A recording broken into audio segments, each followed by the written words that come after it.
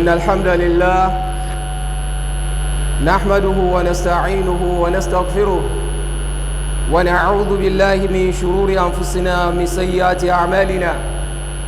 إنه من يهدئ الله فلا مضل له ومن يضلل فلا هادي له أشهد أن لا إله إلا الله وحده لا شريك له وأشهد أن محمدًا عبده ورسوله أما بعد فإن أصدق الحديث كلام الله وخير الهدي هدي نبينا محمد صلى الله عليه وآله وسلم وشر الأمور محدثاتها وكل محدثة بدعة وكل بدعة ضلالة وكل ضلالة في النار. اليوم 12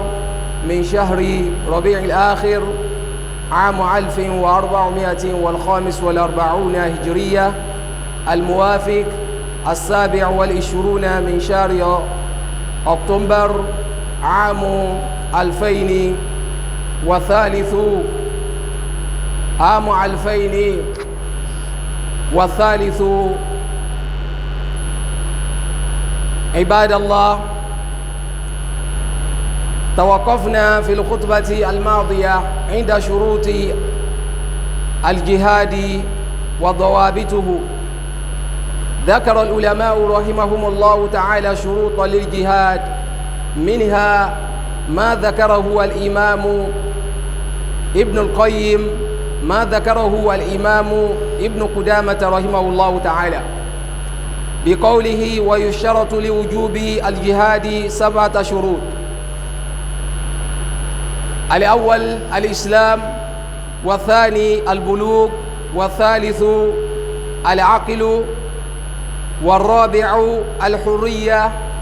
وشروط الخامس الذكورية، وشروط السادس السلامة من الضرر، والأخير وجود النفقة. عباد الله، ذكر بعض العلماء من شروط الجهاد استئذان الوالدين. معاشر المسلمين، من شروط الجهاد الاستطاعة كما قلنا في الجمعة الماضية. يقول الله تعالى: أعوذ بالله من الشيطان الرجيم: وأعدوا لهم ما استطعتم من قوة ومن رباط الخيل ترهبون به عدو الله وعدوكم. فالقوة في هذه الآية قسمان: القوة الأولى القوة المعنوية، وهي الإيمان بالله وطاعته. قال الله تعالى: أعوذ بالله من الشيطان الرجيم: وعد الله الذين آمنوا منكم وعملوا الصالحات لا يستخلفنهم في الأرض كما استخلف الذين من قبلهم وليمكنن لهم دينهم الذي ارتضى لهم وليبدلنهم من بعد خوفهم أمنا يعبدونني ولا يشركون بي شيئا ومن كفر بعد ذلك فأولئك هم الفاسقون. يقول ابن الكثير رحمه الله تعالى في هذه الآية: هذا وعد من الله لرسوله بأنه سيجعل أمته خلفاء الأئمة للناس والولاة عليهم، وبهم تصلح البلاد وتخضع العباد، وليبدلن بعد خوفه أمنا وحكما فيهم. وقد فعل تبارك وتعالى ذلك النبي صلى الله عليه وسلم، فلله الحمد والمنة، بأنه لم يمت رسول الله صلى الله عليه وسلم حتى فتح عليه مكة وغيرها من جزيرة العرب. يا أمة رسول الله صلى الله عليه وسلم، فيا لكم من وعد وبشارة من لدن ربكم أنه سيورثكم الأرض ويملككم عليها، لكن بشرط أن تعبدوه وتؤمنوا به ولا تشركوا به شيئا. أسأل الله سبحانه وتعالى أن يعز الإسلام والمسلمين، وأن يذل الشرك والمشركين، وأن يدمر أعداءه أعداء الدين. اللهم انصر إخواننا المستضعفين في فلسطين، اللهم كن له معينا ونصيرا. اللهم منزل الكتاب ومجري السحاب وهازم الأحزاب، اهزم أعداءهم وانصر إخواننا في فلسطين على أعدائهم، إنك على كل شيء قدير. أقول هذا واستغفر الله لي ولكم ولسائر المسلمين من كل ذنب فاستغفروه إنه هو الغفور الرحيم. الحمد لله وأشهد أن لا إله إلا الله وحده لا شريك له وأشهد أن محمدا عبده ورسوله. اليوم 12 من شهر ربيع الأخير عام 1445 الموافق 27 من شهر أغسطس عام 2023. عباد الله أدعو فوالله الله سبحانه وتعالى أترى عليكم إكياتي عليكم جفوان أبو محمد صلى الله عليه وآله وسلم. أبلغ الله سبحانه وتعالى كما سألكم كيتي وقفوا النبي قلوا باكيا وراء لواتيا وصحابة قلوا مساكيني كوكوانا وما واتيوك يقول النبي صلى الله عليه وسلم يوم لا ينفع مال ولا بنون إلا من أتى الله بقلب سليم. ليوني تنشي يوجوك جلاني نوسو ربيع الآخر tí hijira nabuwa Muhammad sallallahu alaihi wasallam tó di 1445 tó ṣe dédé oṣù ojú ayé tí ń jẹ́ 27 nínú oṣù October ní 2023. Ibadallah, توقفنا في الخطبة الماضية عند شروط الجهاد. تكلمنا في الخطبة الماضية عن جهاد في سبيل الله وشروطه وضوابطه، لكن توقفنا عند شروط الجهاد وضوابطه. ní ọ̀sẹ̀ tí ó kọjá abára wa sọ̀rọ̀ nípa ń tán pé ní jihad sójú ọ̀nà Ọlọ́run ọba Allah. ajẹ́wé rárá pé tá a bá ń dárúkọ pé jihad nínú ẹ̀sìn Ọlọ́run kìí ṣe kákó ban kákàdá kákó wẹ́pọ̀ nìkan náà ń pè ní jihad nínú ẹ̀sìn Ọlọ́run. jihad póríṣiríṣi tẹ́sìn wà làkalẹ̀ fún wa. kódà àwọn jihad kan síwájú kó tó kan jihad á máa ta ọfà á máa yìnbọn á máa lo wẹ́pọ̀n. oye jihad yẹn gan ni yóò kọ́kọ́ ti síwájú kó tó kan rú àwọn jihad dáwì. nínú ẹ̀ náà ni jihadu nafs, ká kọ́kọ́ jẹ ẹ̀mí ara wa lógun. ìjẹ́mi ara rẹ ní lógun lè yóò fi lè jèrè pé òun fẹ́ lọ jà fọ́lọ́hun ọba Allah tó gbọ́ ẹ̀sìn bá dé. bẹ́ẹ̀ ò bá jẹ ẹ̀mí ara rẹ lógun tó bá lóhun lọ jà fún Ọlọ́hun ọba Allah subhanahu wa ta'ala, ó súnmọ́ kó yẹ pé ìjà tí ń lọ jà fọ́lọ́hun yẹn kò ní jẹ́ torí tọ́lọ́hun ọba Allah. Ibadallah, asàlàyé fún ara wa náà pé nínú àwọn jihad tá a ṣe jihad láti bá Ṣaitan ẹni tó tún jẹ́ ọ̀tá wa lẹ́yìn ẹ̀mí wa. tábà ń dárúkọ pé ọ̀tá ọmọnìyàn ẹni tó yẹ kéèyàn máa pè lọ́tá rẹ̀ ẹ̀mí ọmọnìyàn ni, ẹ̀mí wa làkọ́kọ́ ọ̀tá wa. ìbákan náà Ṣaitan ló tún jẹ́ ọ̀tá ẹlẹ́ẹ̀kejì. Ọlọ́run ti ẹ̀wá ju eléyìí fún wa wípé inna Ṣaitana lakum adu fattakhiduhu aduwa. Ọlọ́run ní ẹ̀rí Ṣaitan ọ̀tá yín ni o fattakhiduhu aduwa. Ọlọ́run wa ní ẹ mú lọ́tá. Allahu akbar. Ọlọ́run tún ànáùnsì pé òun fẹ́ ká mú Ṣaitan ká mú lọ́tá. Ọlọ́run ní fa innama yad'u hizbahu liyakunu min ashabis sa'ir. Ọlọ́run tó pé Ṣaitan òun ti gba sàtífíkẹ́ẹ̀tì pé òun sórí ibú ó dọ́mọ ilé iná. ìwọ̀n wọ ẹni tí ó kó wọná kò fẹ́ dá wọná, ó fẹ́ kọ́ máa nẹ́bí Ádámù náà wọná. Ọlọ́run wa ni ẹ má fà yé lẹ̀ kórí bí kó yín wọná o, ẹ mú Ṣaitọ́nì lọ́tà yín. Ọlọ́run júwe lè fún wa. ká tó wá sọ pé jihadi oye tó tún wá tún sẹ́kù ó náà ni pé ká jẹ àwọn mùnáfíkí àti àwọn ẹlẹ́ṣẹ̀, ká jẹ àwọn náà lógun. ìjà àwọn lógun yìí náà ṣàlàyé fúnra ara wa ìwé tó bá fẹ́ jẹ mùnáfíkí tó jà ní oye ọjà lógun pẹ̀lú màá oye láti yí ojú rẹ̀ síbi òdodo, láti jí ó yẹ pé ń tọ́ ń ṣe yọ gbọ́dọ̀ kú lórí ẹ o, nítorí pé ìyà ti ẹ gan ni ó fẹ́ lágbára ju ti kèfèrí lọ. Ọlọ́hun Ọba Allah ní innal munafiqina fi darkil asfali minan nar. Ọlọ́hun Ọba Allah ní tó bá dijọ́ gbin al-qiyama àwọn mùnáfíkí ìsàlẹ̀sàlẹ̀ náà lákò wọn sí, kèfèrí yóò máa wá bẹ lórí wọn. ẹ dákun ta ni ìyà ń jẹ jù, ẹni tó wà ń sàlẹ̀ náà ni àbẹ́ wọn kó lé lórí. Ọlọ́hun Ọba Allah wọn ń sàlàyé pé kèfèrí ò ní jáde kó nu ná, ẹni wọn wá kó sábẹ́ rẹ̀ ńkọ́ bó ni ó ṣe jáde. eléyìí yóò jọ yẹ pé mùnáfíkí kan fi sẹ́ sófo ni. olóhùn kírun, olóhùn gbáwẹ̀, olóhùn yọ zaka, olóhùn ṣe hajj, ń tan àwọn ọmọ nìyẹn ni. Ọlọ́hun subhanahu wa ta'ala wa ni ẹ̀tàn tẹ́yìn náà tẹ́ tàn wá ń gbà tẹ́ wà láyé yẹn Ọlọ́hun padà tẹ̀yìn náà. Ọlọ́hun sọ nínú suratul hadidi fún wa. Ọlọ́hun Allah ni yawma yaqulu al-munafiquna wal-munafiqatu lilladhina amanu unzuruna naqtabis min nurikum. Ọlọ́hun ní wádìí gbé al-qiyama mùnáfíkí lọ́kùnrin, mùnáfíkí lóbìnrin. à ń tán pé mùnáfíkí àwọn tí wọ́n ń fojú jọ wá tàjọ ń kírun tàjọ ń wá mọ́sálásí àmọ́ tá bá ní ìdìrànlọ́wọ́ oyè wọ́n sáré kó nu Islam ntí o tó ọlọ́wọ́ ọba Allah ni wọ́n máa wá lólùrànlọ́wọ́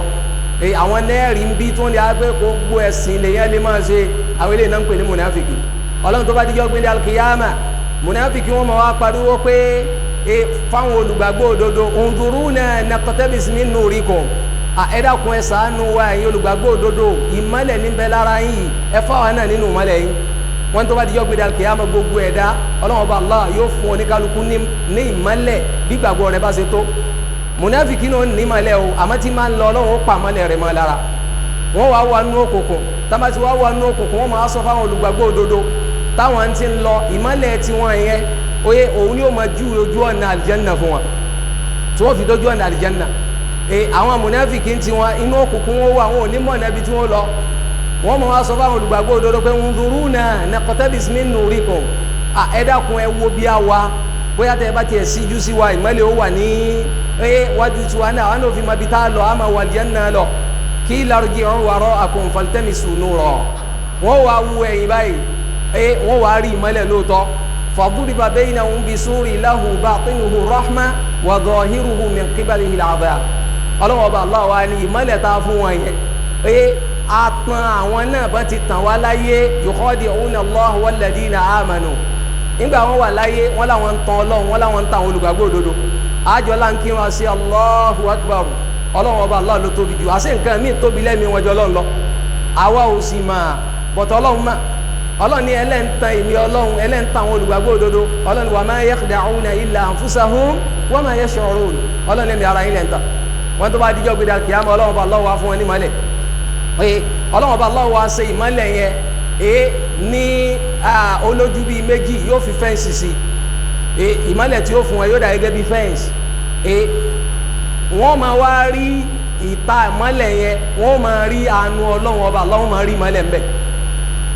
wọ́n láwọn ń kó wọnú rẹ̀ báyìí ìyà Ọlọ́run ọba Allah ló wà lẹ́yìn oyè fẹ́ǹsì tọ́lọ́run ọba Allah tó fi di wọn yẹn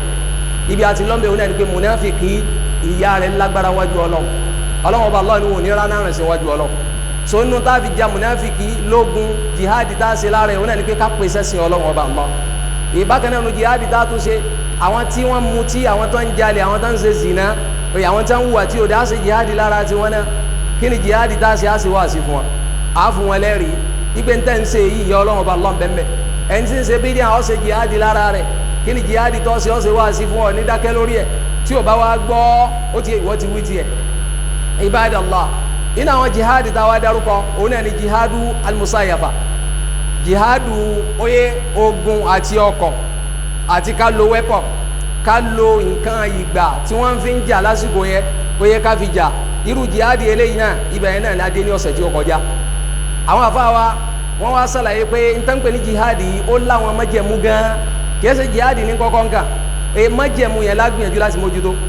bó sì yẹ pé ìrun kíkí ìrun kọ́ ní kọ́kọ́ nǹkan ká kọ́kọ́ mójútó májẹ̀mú ìrun ni ẹni tí ó lóhun ó kírun nísìnyí á kọ́kọ́ sọ fún pé ọ mara o bákan náà ọjà àsìkò òrùn ó tó o ọ bo òhò rẹ o ọ kọjú sí kíbílà o gbogbo àwọn májẹ̀mú yìí la ṣàlàyé fún ọ máa níyàn wá bẹ́ẹ̀ náà ni jihad ẹni ó bá fẹ́ ṣe ó ní májẹ̀mú tó gbọdọ̀ mójútó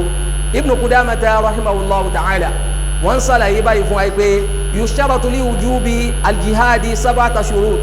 wọ́n ní májẹ̀mú méje kan wà ẹni ó bá fẹ́ ṣe jihad yóò mójútó májẹ̀mú méje alákọ̀ọ́kọ́ al-islam ẹni tó bá ṣe jihad yóò jẹ́ mùsùlùmí òdodo oye yóò sì ní iman nínú Ọlọ́run ọba Allah subhanahu wa ta'ala islam rí ó lálàáfíà torí jihad tó lọ ṣe náà torí ẹ̀sìn lọ́ fi ń ṣe tó bá wá ní islam kí ló ń torí ẹ̀ ṣe jihad bí ẹni tí ò ní islam tó lóun lọ Mákà bí ẹni tí ò ní islam tó lóun fẹ́ gbààwẹ̀ bí ẹni tí ò ní islam tó lóun fẹ́ máa oye òun fẹ́ máa bá wa ṣe hajj àti bẹ́ẹ̀ bẹ́ẹ̀ bẹ́ẹ̀ lọ nínú àwọn ṣe ìjọsìn tá à ń ṣe oye islamu la ọkọ̀ọ̀kọ̀ mójútó wọn ní gbàgbọ́ nínú Allah subhanahu wa ta'ala ọdẹ gbàgbọ́ àndẹ́wà Muhammad oye ẹrú sí Ọlọ́run òjíṣẹ́ Ọlọ́run ni bákan náà albulugh ẹni tí ó bá ṣe jihad ó gbọdọ̀ dàgbà àwọn ọmọ kéékèèké kan nínú àwọn sọ̀hábà nẹ́bùwà Muhammad sallallahu alaihi wa sallam wọ́n dà pé Ibn Umar bẹ́ẹ̀ wọ́n máa lọ bá nẹ́bí gbàǹ fẹ́ ṣe jihad lọ́mọ kéékèèké wọn ò tí wọ́n 20 years ànábì ní ẹ̀sìn kéré ó ti yé so ẹ má ti lọ ṣe jihad àyàfi ìgbà tí necessity bá dé irú àwọn tá à ń dá ọkọ̀ kó wọn lè ṣe jihad yìí àwọn àsìkò kan wà jihad ó máa jọ́ràn yẹn fẹ́ everybody àmọ́ tí ẹ bá ṣe pé jihad yẹn necessity yẹn dé jihad ò tí jẹ́ everybody fún kò tí jẹ́ ọ̀ràn yẹn fún gbogbo oníkálukú wa bákan náà al-aqil ẹni tí ó ṣe jihad ó gbọ́dọ̀ nílá káyì ó gbọ́dọ̀ jẹ́ ẹni tó pé lórí wal-hurriya bákan náà numá jẹ́ mọ́ náà ni pé ẹrú oye kò ní jihad kan tó fẹ́ ṣe oye ó gbọ́dọ̀ bọ́ lóko ẹrú kọjọ́ ọmọlúwàbí ní jà jihad bákan náà wal-dhukuriya àwọn tó ń jà jihad àwọn ọkùnrin ni ó jẹ́ ntí yóò fi kan obìnrin yóò nídìí obìnrin máa ń tẹ̀lé wọn lójú ogun lójú ayé anabi sallallahu alayhi wa sallam àmọ́ wọ́n máa ń nọ́ọ̀sì àwọn dání àwọn tí wọ́n bá wound àbáwọn tó bá nídìí tọ́jú pé àwọn obìnrin yóò ṣe kí ni wọ́n máa tọ́jú wọn àyàfi tí necessity bá dé irú necessity wo òun náà ní pé kó yẹ pé ìlú yìí wọ́n wá kógun ja gbogbo wọn àtọkùnrin wọn àtobìnrin wọn àtọmọdé wọn àtàgbàlagbà wọn gbogbo wọn ní ó jẹ jihad o àmọ́ tí ẹ bá ṣe bẹ́ẹ̀ tó yẹ pé wọ́n ń kó jihad wọ́n lọ sí jihad nílùú mi ni àwọn ọkùnrin oye ní ó ti sí gẹ́ni ní ó ti sí ibi ojú ogun bákan náà wassalamatu mina ad-darar ẹni tí ó lọ sí jihad ó gbọ́dọ̀ bọ́pá bọ́sẹ̀ ń bi kí ó lálàáfíà kálàáfíà rẹ̀ ó pé ọlọ́wọ́ bá Allah ní ayé kan náà al-Qur'an ọlọ́wọ́ bá Allah ní laysa ala al-a'ma haraj wa ala al-a'raj haraj ọlọ́wọ́ bá Allah ní sẹ́ rí àwọn tó jẹ́ bí arọ àbáwọn afọ́jú àbáwọn tí lè ra wọn ò pé ọlọ́wọ́ bá Allah ní kò sí nira fún yóò tẹ́ balẹ̀ sí jihad o àláfíà yóò gbé nípa abáyé jama bákan náà wujubu nafaqa á ní owó jihad oníbùkátà sí kíni oníbùkátà sówó lójú ayé anabi wa Muhammad sallallahu alayhi wa sallam ìgbà míì Uthman bin Affan ó lè provide gbogbo àwọn ọmọ ogun mùsùlùmí ní nǹkan ìjà tí wọ́n lò ó fi dé pé ó ṣe ń jọ kan anabi sallallahu alayhi wa sallam padà wá ṣàdúrà fún Uthman ipe ó tún máa ń tán pè ló sì má láyéláyé rẹ̀ bákan náà nínú jihad nínú májẹ̀mú jihad táwọn afa tún ká ó náà ní pé istidhanul walidayn ẹni ó bá níyà àti bàbá láyé ó ti yé birrul walidayn muqaddamu ala jihad fi sabilillah ebe ká ṣe jihad sójú ọ̀nà ọlọ́run ọba Allah kò lọ́lá tó ká ṣe dáadáa sáwọn òbí wa kama jaa fi hadith Abdullahi ibn Mas'ud Abdullahi ibn Mas'ud ní òun bèèrè lọ́dọ̀ Ànábì sallallahu alaihi wasallam pé ayyu amalin khayr iṣẹ́ olóore wo ló dájú Ànábì ní as-salatu li waqtiha aw as-salatu ala waqtiha kọ́ ọmọ kírun sásìkò iṣẹ́ olóore ni ẹ o bẹ́ẹ̀ bá lóun jẹ́ èèyàn rẹ̀ ó ti yé o lè jẹ́ èèyàn rẹ̀ sọ́dọ̀ àwọn èèyàn àmọ́ ń tọ́ fi yẹ èèyàn rẹ̀ tó pé òun náà ní kó jẹ́ èèyàn rẹ̀ fún Ọlọ́run ọba rẹ̀ inú tá a fi wá mọ̀ yẹn lé èèyàn rẹ̀ òun náà ní pé ká máa kírun sásìkò rẹ̀ ẹlẹ́ẹ̀kejì ó tún wá lóun béèrè lọ́dọ̀ Ànábì kẹ́ thumma ay iṣẹ́ wo ló tún lóore jù oye ó ní birrul walidayn kọ́ ọmọ ṣe dáadáa sí ìyá rẹ̀ àti bàbá rẹ̀ thumma ay òun wá tún béèrè lọ́dọ̀ Ànábì kẹ́ iṣẹ́ wo ló tún lóore jù ó ní al-jihadu fi sabilillah kẹ́ wá ṣe jihad nígbà yìí a sì ṣàlàyé fúnra ara pé ẹnìkan lọ́ba Ànábì sallallahu alaihi wasallam ìgbé jihadi oye ẹ bá ń wá sí olóore kan èyí tó ṣe déédéé jihad Ànábì ní rárá kò sí olóore kan tó ṣe kíní tó ṣe déédéé kíní tó ṣe déédéé jihad so làwọn abábí wa ṣàlàyé fún wa pé ẹni ó bá níyà tó ní bàbá láyé ó ti yẹ tí ìyá àti bàbá yẹn dẹ̀ ní bùkátà sí irú ẹni yẹn oye irú ẹni yóò kọ́kọ́ lọ gbà yọ̀ǹda lọ́dọ̀ wọn náà àyàfi ìgbà tí olórí ìlú tó bá pàṣẹ pé gbogbo oníkálukú ní kó ṣe jihad necessity méjì tí jihad yóò jì fi jẹ́ ọ̀ràn yẹn tá à ní ìdíkásẹ̀ máa wá wọn májẹ̀mú yìí káàkiri nìyẹn bóyá àwọn èèyàn já lùlú nísìn àbó lórí ìlú ló pàṣẹ rẹ̀ pé gbogbo yìí o ẹ wá ṣe jihad sí ojú ọ̀nà ọlọ́run ọba Allah subhanahu wa ta'ala arákùnrin kan wọn ló wá láti Yemen nínú riwaya mi wọn ní arákùnrin yìí ó wá sọ fún Ànábì pé òun fẹ́ lọ sí jihad Ànábì wá sọ pé ahayyun walidak ṣé ìyá rẹ àti bàbá rẹ ń bẹ láyé ó ní naam fàfihima jihad aw kama qala sallallahu alaihi wasallam Ànábì ní ìyá rẹ àti bàbá rẹ lọ sí jihad lára wọn ó lè ní bùkátà sí ọ pẹ̀lú àdìsí wa sọ pé kò sí olóore tó jihad ńkọ́ àwọn afáàní ọ̀rọ̀ Ànábì sallallahu alaihi wasallam ìtakùrà wọn ẹni tó wá yẹn ó tiẹ̀ oye Ànábì sallallahu alaihi wasallam dájọ́ fún pẹ̀lú pé ipò tí ẹni yẹn tó ń gbé níwájú ìyá rẹ̀ àti bàbá rẹ̀ tó bá lọ jihad ìyá àti bàbá rẹ̀ lè máa ráre àyàfìgbà tó lórí ẹ̀sìn bá sọ pé ọ̀ràn yẹn ní kí gbogbo wa ká ṣe pé kí ni ká ṣe jihad so ní bùkátà sí ká ṣe gbà yọ̀ǹda lọ́dọ̀ ìyá wa àti bàbá wa so àdìsí yóò takora ara wọn ẹni tá Ànábì sallallahu alaihi wasallam sọ fún pé kó lọ ṣe dáadáa sí ìyá rẹ̀ àti bàbá rẹ̀ yìí àsìkò yẹn ó ṣe dáadáa sí ìyá rẹ̀ àti bàbá rẹ̀ ló lóore ju kó lòun lọ ṣe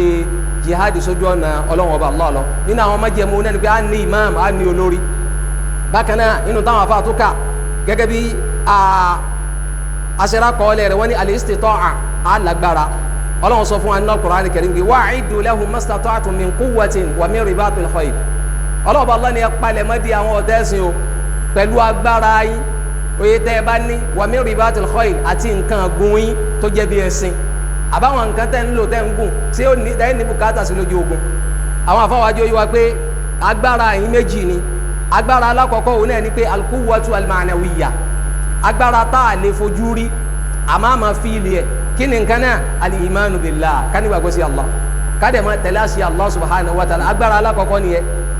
ẹni tó ní gbàgbọ́ sí Allah ni yóò lọ jà fọlọ́wọ́n ọba Allah ọlọ́run ó wẹ̀lkọ́mù rẹ̀ ni yóò gba ogun tó lọ jà sí ojú ọ̀nà ọlọ́run ọlọ́run sọ fún aná Qur'an Karim pé wa'ada Allahu alladhina amanu minkum wa amilu salihat ọlọ́run ọba Allah ni mo ti sàdéhùn fún àwọn tó ní gbàgbọ́ nínú yín ò tó sì ṣiṣẹ́ rí la yastakhlifannahum fil ard ọlọ́run ọba Allah ni á padà jogún ilẹ̀ fún yín o a sọ yín di khalifa a sọ yín di àrólé lórí ilẹ̀ bákan náà ọlọ́run subhanahu wa ta'ala wọn sàlàyé pé kama stakhlafa alladhina min qablihim bá a ṣe gba ilẹ̀ fún àwọn tó síwájú yín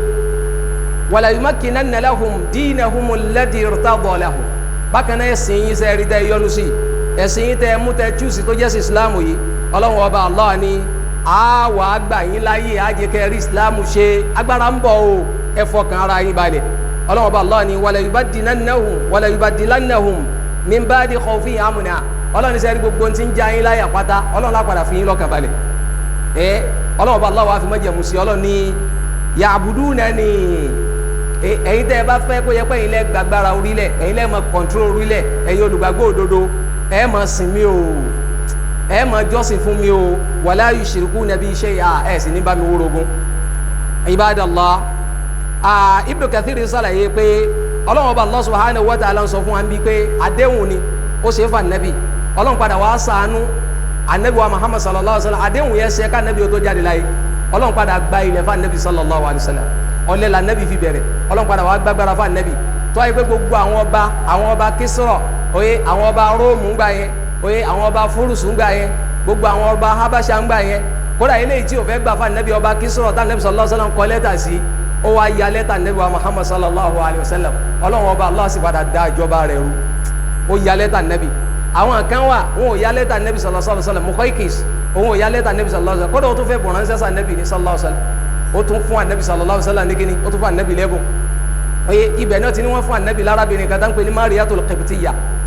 òun ló bí Ibrahim fún anabi wa Muhammad sallallahu alaihi wa sallam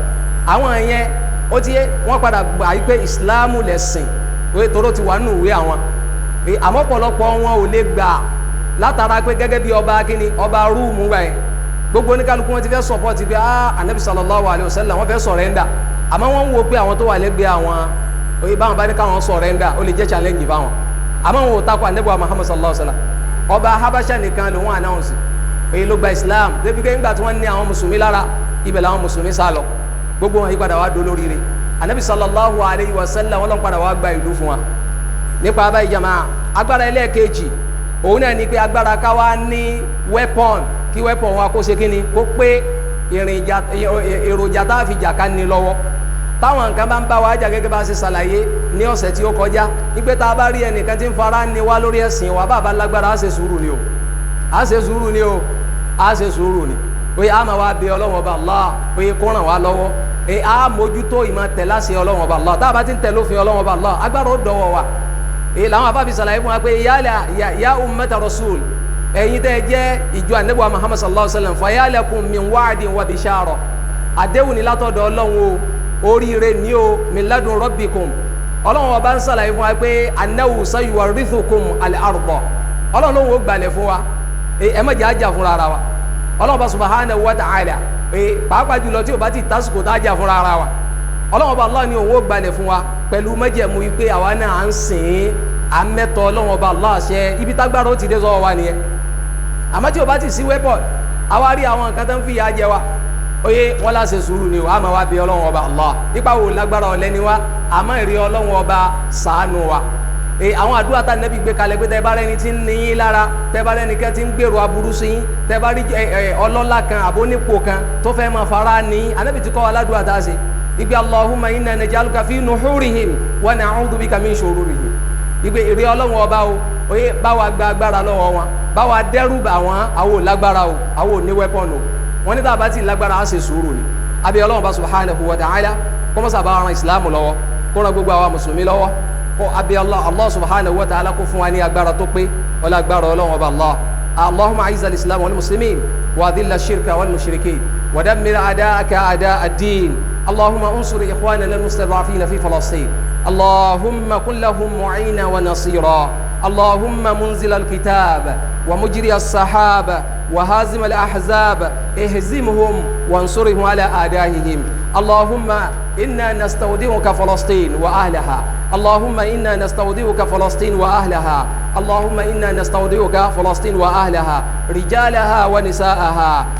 كبارها وصغيرها امنها وامانها ليلها ونهارها ارضها وسماها اللهم احفظهم من كل سوء ومكروه انك على كل شيء قدير ابي الله سبحانه وتعالى فما يا واني فلسطين ani nǹkan tá a lè fi ràn wọ́n lọ́wọ́ àníbọn ó yà ládàá èyí tó ju àdúrà lọ àdúrà la máa ṣe àbí Allah subhanahu wa ta'ala kọ́lọ́mù sábà wà ṣàánú wọn kọ́lọ́mù bá wa ràn wọ́n lọ́wọ́ kọ́lọ́mù bá wa kún wọn lápá àbí Allah subhanahu wa ta'ala kó bá wa gbà wọ́n láyé èyí àwọn alábòsí abẹ́lẹ́ ọba subhanahu wa ta'ala èyí ọba tó yẹ pé nìkan kan ò lè ṣe pé kí ni kò lè kápọ̀ ọlọ́run àbí Allah subhanahu wa ta'ala àwọn ọmọ ya tán yàn jẹ ní Palestine abẹ́lẹ́ ọba Allah kọ́lọ́mù sábà ràn wọ́n lọ́wọ́ àbí Allah subhanahu wa ta'ala lórí àwọn Yahudi kò sí agbára tí wọ́n ní oyé ọlọ́run ọba subhanahu wa ta'ala wọn lè kápọ̀ ọlọ́run àbí Allah subhanahu wa ta'ala kọ́mọ́sá sànú ẹnì kọ̀ọ̀kan wa ìlú wa Nàìjíríà kọ́lọ́mọdé arógun kọ́lọ́mọdé aríwá aláwọ̀ àwọn tán darí wa kọ́lọ́mọsá bá kọ́ wọn ṣe kọ́lọ́mọ ọba Allah bá wa darí wọn gbabi tó rè ìlú yìí wá ọlágbára ọlọ́run ọba Allah èyí ṣe pé lólórí o a máa ṣàdúrà fún wa ni gbogbo àbòsí tó bá lè wù ká máa ṣe fún wa ẹjẹ́ á fi ọ̀rọ̀ wọn ká fi yá ọlọ́run ọba kò sẹ́ni ó lè gbìjà wa tó ju ọlọ́run lọ bọ́ọ̀ bá lọ fẹ́ bá olórí jà bí ẹni tó lágbára fẹ́ bá a jà èyí ó wulẹ̀ jìyà mọ́pọ̀mọ́pọ́n méje ni o èyàn ń fàbá kékeré gbáńlá ni o a máa ṣàdúrà fáwọn olórí ni o a máa ṣàdúrà fún wọn ni o kọ́lọ́mọ́sá bá kọ́ wọn máa ṣe o ọlágbára ọlọ́run ọba Allah ọlọ́rúkọ ọlọ́run gbogbo àwọn tá a lẹ́tọ̀ọ́ ká ṣàdúrà fún kọ́lọ́mọ́sá jẹ́ ká dùn àwọ̀ bá wọn ọlágbára Allah ọlọ́rúkọ rẹ̀ subhanaka Allahumma bihamdika ashhadu an la ilaha illa ant astaghfiruka wa atubu ilayk akimis salat.